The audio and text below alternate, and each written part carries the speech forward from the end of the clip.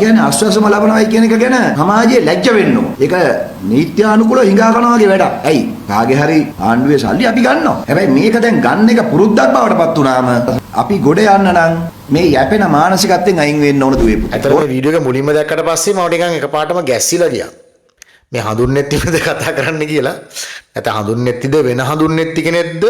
එහෙම නැත්නම් අපි මේ අපි දන්න කියන හඳුන්නෙත්තිද කියලා මට පොඩ්ඩක් එකපාරම නිකන් සැකයක් ගිහලා මම දෙවෙනි පාරක් ප්ලේ කරලා බැලුවා. ඊට පස්සේ තමයි මම දැක්කේ මේ හඳුන්නෙත්ති තමයි කියන්නේ කියලා. එතකොට දැන් අපි කල්පනා කරන්න ඕනේ දැන් මේක බලද්දි මට තේරුනේ යකෝ මේ මිනිස්සු මේ ලෝකේ ඉඳගෙනද මේ කතා කරන්නේ කියලා. ඈ තමන්ගේ යටකලිසම බැනියම එතකොට ලංකට් එක කලිසම් ෂර්ට් බෙල්ට් සියලුම දේවල් සපත්තු දෙක පවා කාගෙන් හරි හිඟා කාගෙන එහෙම නැත්නම් ඉල්ලගෙන ඇදපු මිනිස්සුනේ. ඉතින් මෙයාලා මේක කියනෝනේ අපි කියන කතාව නෙමෙයි මේ අපහාස කරන්න කියන කතාවක් නෙමෙයිනේ දෙයි හාමුදුරුවනේ.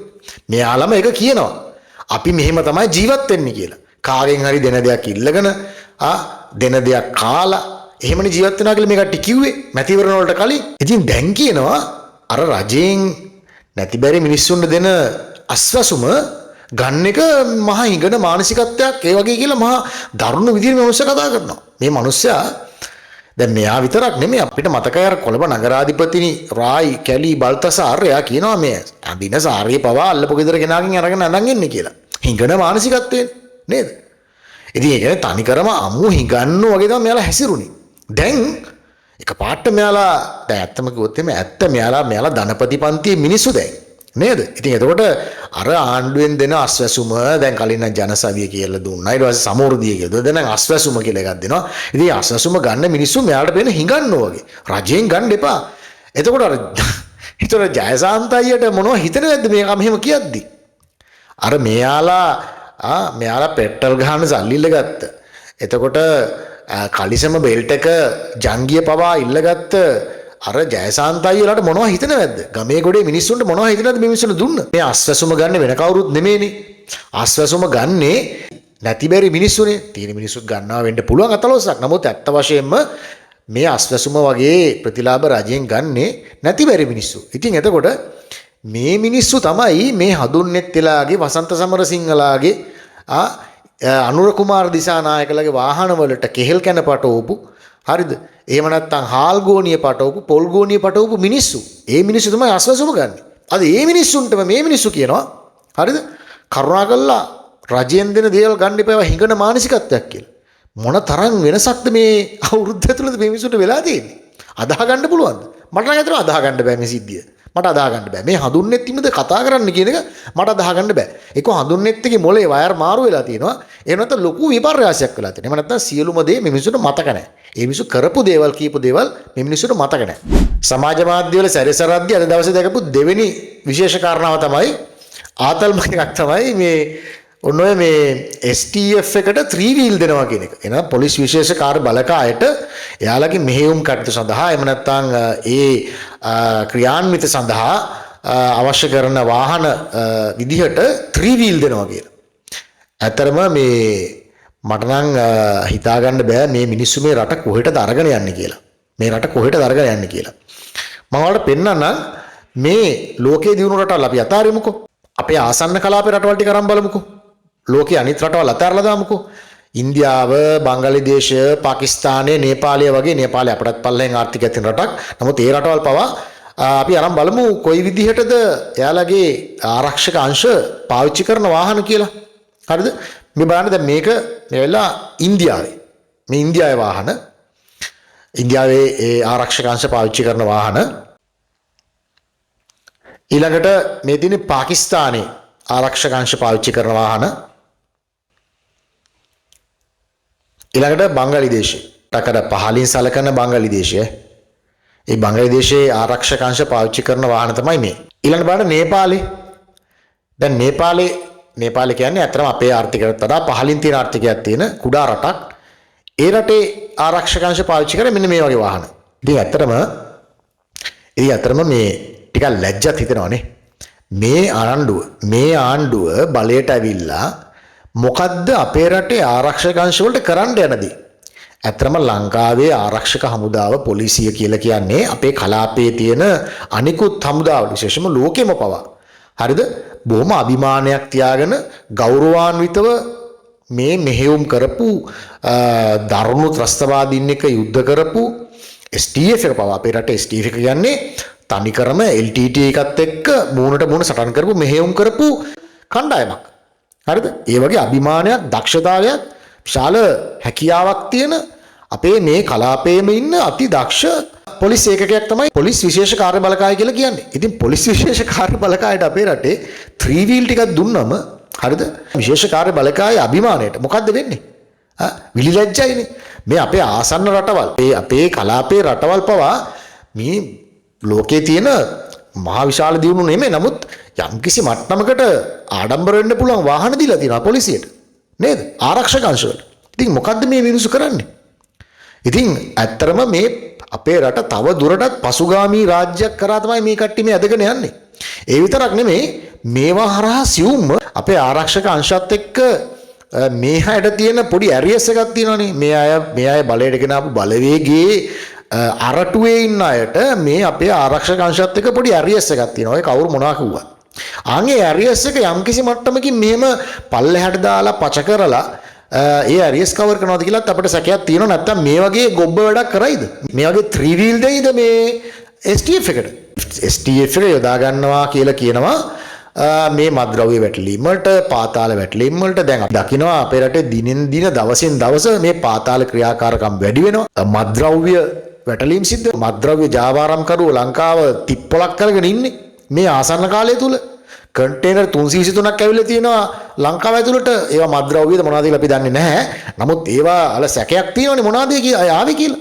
ඉතින් එතකොට මේ විදිහේ විශේෂ ක්‍රියාන්විත සඳහා පාවිච්චි කරන්න ඉන්න පොලිස් විශේෂ කාර්ය බලකායට 3 wheel දෙනවා කියලා කියන්නේ මොන මරිමෝල් වැඩක්ද? පොඩක් කල්පනා කරලා බලන්නකෝ. දේශපාලන මත වලින් පොඩක් බැහැර වෙලා පාට කණ්ණාඩි අයින් කරලා මේ වෙලාවේ මේ පිරිසට ඇත්තටම ගෙනත් දෙන්න ඕනේ. දැන් මේ අර මම දැක්කා ආණ්ඩුවේ മന്ത്രിවරුන්ට ඇමතිවරුන්ට පාවිච්චි කරන්න කැප් 17000ක් දුකතු ගෙනවලු. කැප් 17000ක් නේ.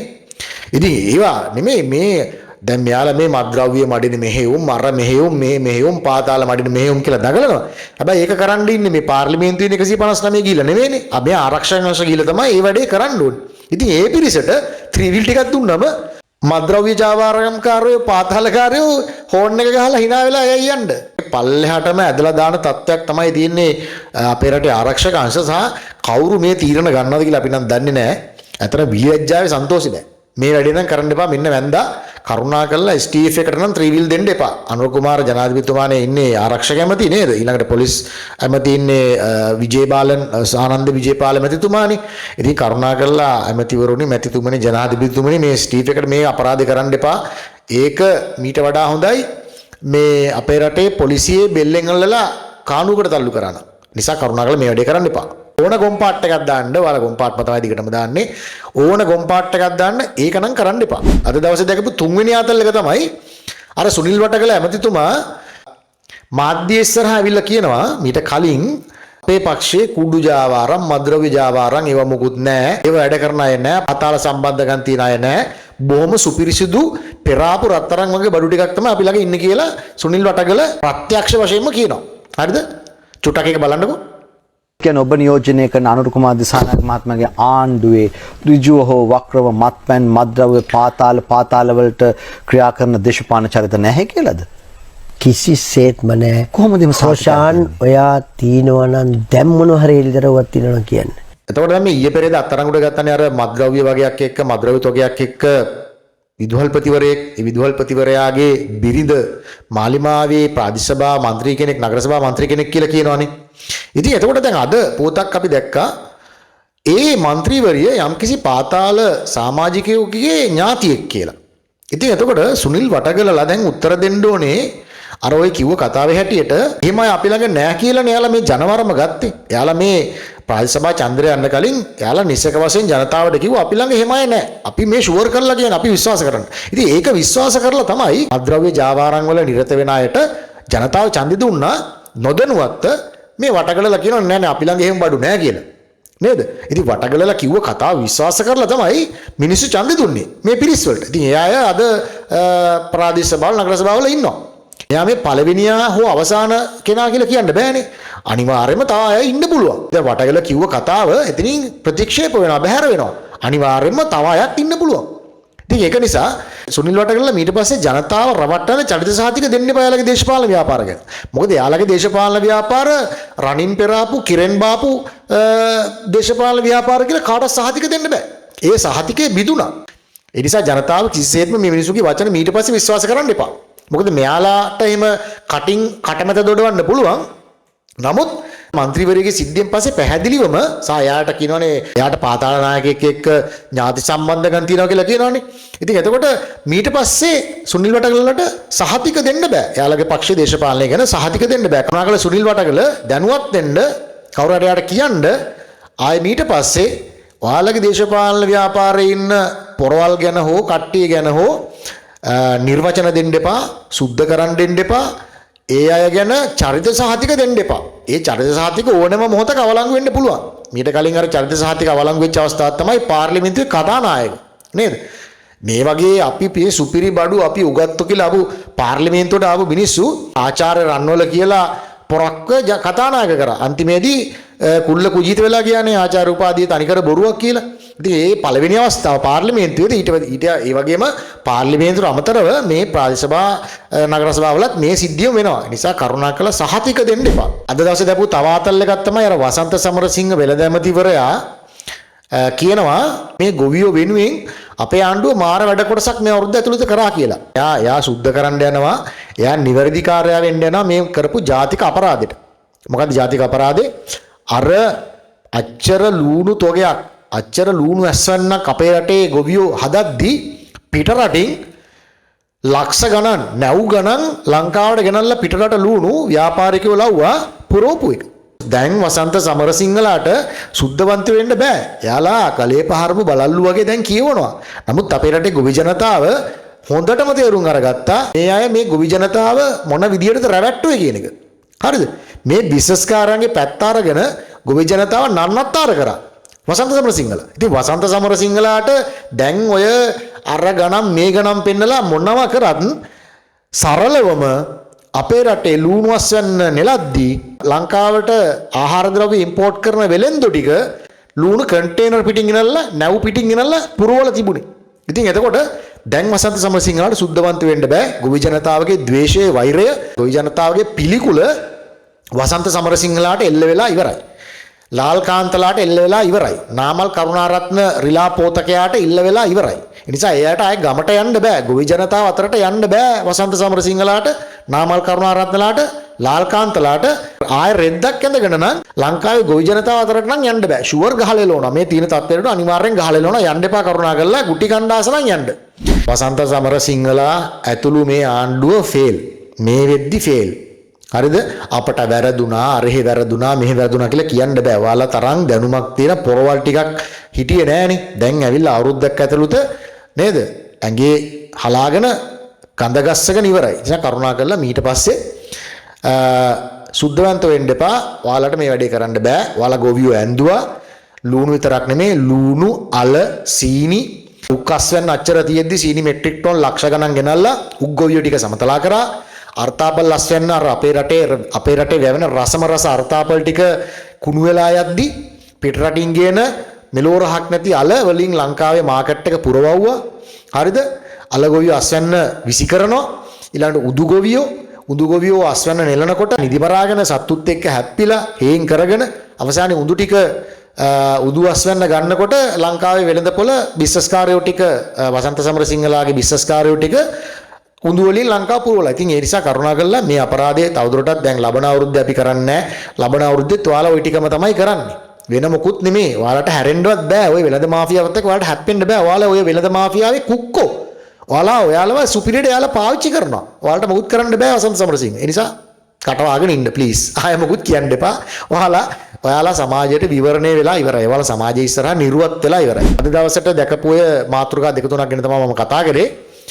මාතෘකා නම් එනවා, පැයෙන් පැය එනවා, පැයෙන් පැය අප්ඩේට්ස් එනවා. ඒවා මේ වීඩියෝ හදලා ඉවර කරන්න බෑ.